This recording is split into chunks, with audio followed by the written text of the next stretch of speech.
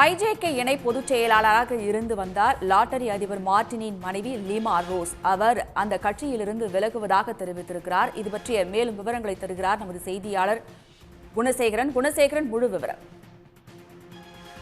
இந்திய ஜனநாயக கட்சியினுடைய முக்கிய பொறுப்பில் இருந்து வந்திருந்த லீமா ரோஸ் மார்டின் நேற்று இரவு தன்னை கட்சியிலிருந்து விடுவித்துக் கொள்வதாக கடிதத்தை எழுதியிருக்கிறார். அதிலும் குறிப்பாக இந்த இந்திய ஜனநாயக கட்சியில் கடந்த 2012ஆம் ஆண்டு தொடங்கிய போது அன்றிலிருந்து பல்வேறு முக்கிய பொறுப்புகளில், அதாவது 14 ஆண்டு காலம் இந்திய ஜனநாயக கட்சியில் பெரும் அர்ப்பணிப்போடு பணியாற்றி வந்திருந்ததாகவும், 2012ஆம் ஆண்டு துணை பொதுச் செயலாளராகவும், 2019ஆம் ஆண்டு இணை பொதுச் செயலாளராகவும் இருந்து வந்த முக்கிய பதவிகளும், அதனைத் தொடர்ந்து 2021ஆம் ஆண்டு தேர்தலின் பொழுது முக்கிய பொறுப்புகளிலும் இருந்ததாகவும், இந்த இந்திய ஜனநாயக கட்சியில் பல்வேறு நபர்களை, பல நூறு நபர்களை கட்சியில் சேர்த்தது என்ற பல்வேறு அர்ப்பணிப்பு உணர்வோடு 14 ஆண்டு காலம் இந்த கட்சியில் முக்கிய பொறுப்புகளில் பதவி வகித்து வந்தேன். இந்த நிலையில் தன்னை தற்பொழுது இந்த இந்திய ஜனநாயக கட்சியிலிருந்து விடுவித்துக் கொள்வதாக தற்பொழுது அறிவிப்பு வெளியிட்டிருக்கிறார்.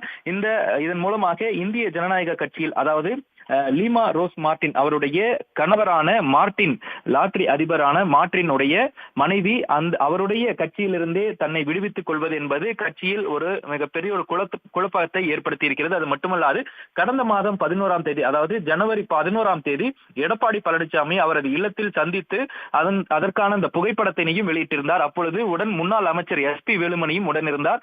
அந்த பதிவின் பொழுதும் மரியாதை நிமித்தமாக எதிர்க்கட்சி தலைவரான எடப்பாடி பழனிசாமி சந்திக்கிறேன் என்ற ஒரு பதிவினையும் அவர் தன்னுடைய முகநூல் பதிவில் வெளியிட்டிருந்தார். இந்த நிலையில் சரியாக 20 நாட்களுக்கு பிறகு தற்பொழுது தன்னை கட்சியிலிருந்து விடுவித்திருப்பதாக தற்பொழுது அவர் லீமா ரோஸ் மார்டின் தன்னுடைய முகநூல் பக்கத்தின் மூலமாக 3 பக்க கடிதம் மூலமாக எழுதியிருக்கிறார். அதனைத் தொடர்ந்து இறுதியாக இந்திய ஜனநாயக கட்சியில் விலகினாலும் எனது அரசியல் பயணமும் மக்கள் சேவையும் தொடரும் என்ற ஒரு கருத்தினையும் அவர் பதிவு செய்திருப்பது குறிப்பிடத்தக்கது. அதே போல அதிமுகவில் இணைய இருப்பதாகவும் தகவல் வெளியாகி இருந்த நிலையில் தன்னுடைய நிலைப்பாட்டை இன்னும் ஓரிரு தினங்களுக்குள்ளாக வெளிப்படுத்துவார் என எதிர்பார்க்கப்படுகிறது.